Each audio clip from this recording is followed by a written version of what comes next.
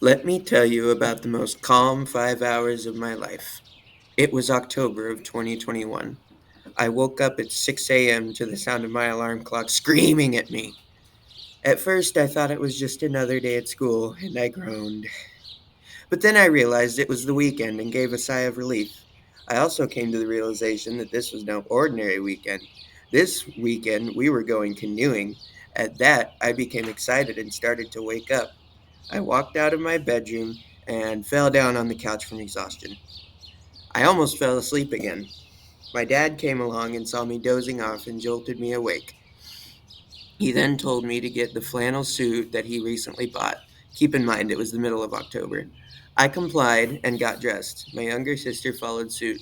After about 30 minutes of preparation, we hopped in the car and went straight to McDonald's. Then we left for the Blue Moon canoe rental.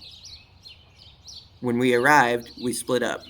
Our dad went to pay for the canoe, and my sister and I stood in the old parking lot. We waited for about 20 minutes, and then the bus arrived. We put our canoe on top of the bus, and we were off to the drop spot. We pushed off and got in the canoe. We rode through the waters for hours, talking and laughing. For a while, it was smooth sailing. Then came the rock.